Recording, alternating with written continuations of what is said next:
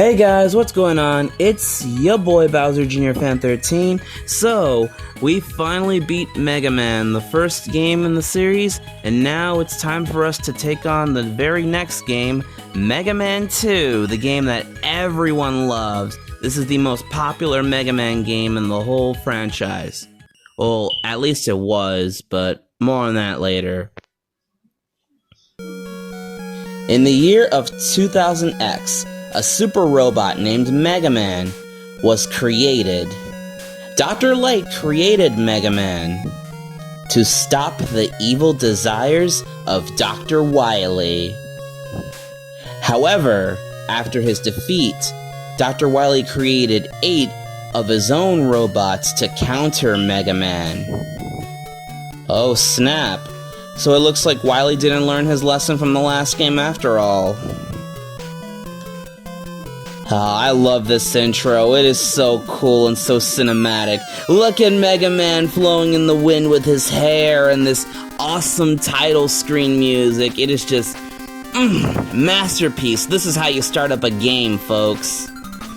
Anyways, so you'll notice at the beginning of this game, there's a difficulty setting, normal mode and difficult mode. Difficult mode is basically the original Japanese version's difficulty, and I guess Japan thought that this game would probably be too hard for us, so they made normal mode, which it basically just makes enemies and bosses a lot easier to kill, so yeah. But of course, for the sake of this Let's Play, we're obviously going to be playing the game in difficult mode because, well, I mean, difficult mode is not that difficult for me, at least, because I've gotten used to it. Anyways, so we start up the game, and look at this! Rather than starting with 6 Robot Masters, we got 8 Robot Masters instead. And this is going to be a staple for the rest of the franchise, so get used to it, folks. Anyways, now we're going to be taking on our very first Robot Master, the one that everyone claims to be difficult, when in reality he's not. Airman! A Robot Master designed for combat by Dr. Wily, Airman uses wind to aid him in battle. He is the first Robot Master to be designed without a defined head. His face is instead incorporated into his midsection.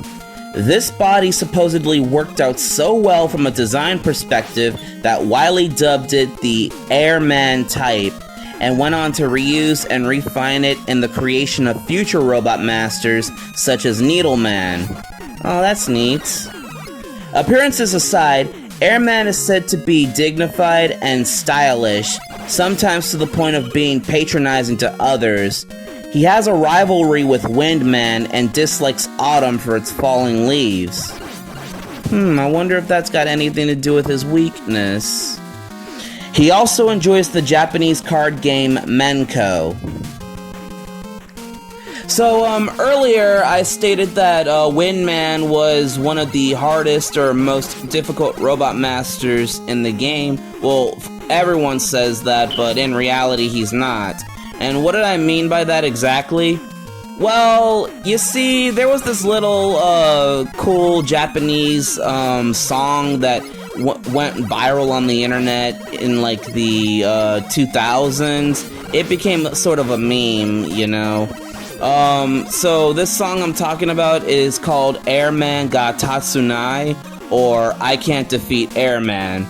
So, I Can't Defeat Airman was basically about a songwriter who, when he played Mega Man for the first time, he was having a difficult time trying to defeat Airman because he was too hard.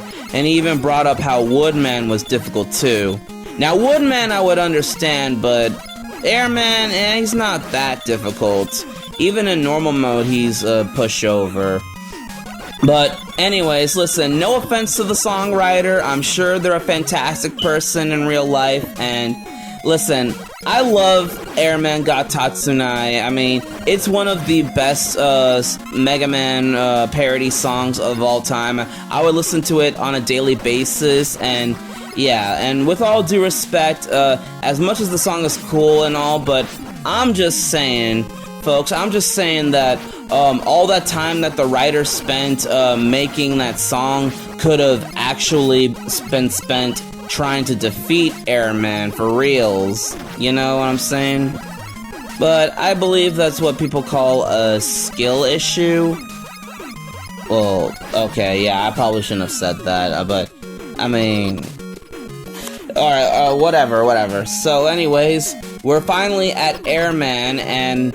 Alright, so basically with Airman's strategy, he'll spend a majority of the fight shooting his tornadoes in a, it's not much of a pattern, it's just like, he'll shoot it 3 times in, like, different varieties and stuff, and he'll blow his, fan at you to keep you from a distance, and, whoa, look at this!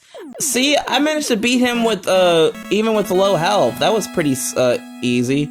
Then he'll jump on the other side of the room. Yeah, I didn't expect this fight to go out pretty quickly. So anyways, beating Airman, we get the Air Shooter. It basically shoots 3 spiraling tornadoes upwards, and it's pretty solid. And we got a little message from Dr. Lights.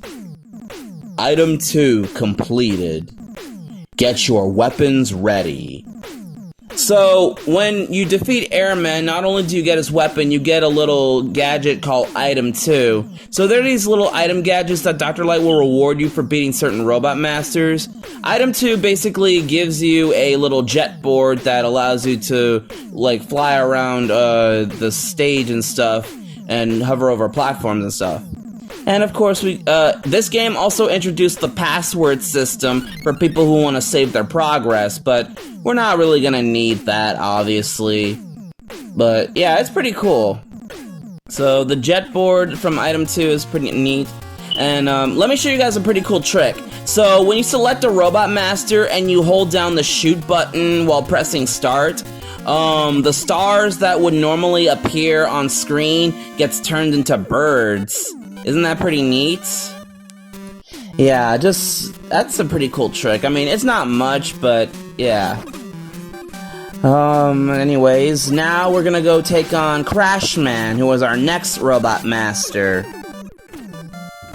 As Gutsman and Bombman would often work together on construction projects, it makes sense that Dr. Wily sought to combine their strengths when creating Crashman. His Crash Bomber weapon fires timed explosive attached to drill fixtures that affix the explosives to their targets, and his sturdy, armored body is more than capable of withstanding any accidental, close proximity explosions. Crashman is normally fairly docile, but can prove to be inconsolable when he gets angry. He tends to be frank and enjoys demolishing buildings. Sorry, folks. Demolishing buildings. However, he cares little for recycling, and due to his lack of hands, tends to be clumsy. Yeah, that is kind of weird. Why didn't Dr. Wily build Crashman with hands? I mean, yeah, that's a design choice that I never understood with most of these Robot Masters. Some of these Robot Masters have hands, others they don't. They just got either their weapons or their outputs for their weapons, but yeah, it's weird sometimes. Like, that's something that I never understood with some of these Mega Man designs. Yeah. So I was trying to get up here using Item 2, and I didn't want to wait for that platform because it was taking too long, but yeah, I kind of screwed up a little bit on this section right here, folks. I kept getting knocked off of this freaking thing. So yeah. Anyways, I guess another thing I could talk about, what's new with Mega Man in terms of his gameplay mechanics? Well, to be quite honest with you folks, not much has changed, like, at all. I mean, Mega Man does the exact same stuff that he was doing in the first game. I mean, he can still shoot enemies and jump and all that jazz. Well, as far as I know, his jumping and air momentum and movement is a lot more fluid, and he doesn't drop like a freaking anvil or heavy object when he drops to the ground like in Mega Man 1. I guess they fixed that little problem. Though there are occasional times when Mega Man does kind of slightly drift when he's running after stopping, like kind of what he did in Mega Man 1. So he's kind of still a little somewhat slippery. And yeah. Anyways, so remember the Airman song that I was talking about, folks? Well, going back to the topic on Mega Man 2 songs, there was, well, aside from the soundtrack being an absolute banger, there was another group of people, or maybe it was one person called Hyadain. They were making a bunch of songs about the Robot Masters. There was one about Crashman talking about how he wanted to, I kid you not, he wanted to plow Mega Man. I'm not joking, folks. You think I'm making this up, but I'll leave a link in the description below if I have to.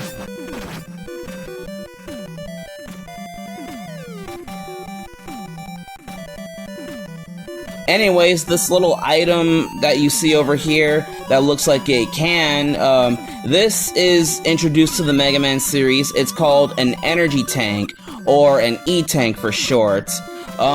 Basically, when you carry these E-tanks, they can heal you to full health, and they're really helpful, especially if you're in a like dangerous situation, like if you're dealing with a tough level or a boss fight. They're extremely useful.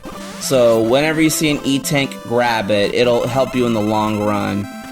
The only downside to E-tanks in this game is that you can only carry up to 4 of them at a time, and if you get a game over, you lose them all, so be careful. So anyways, there's Crashman.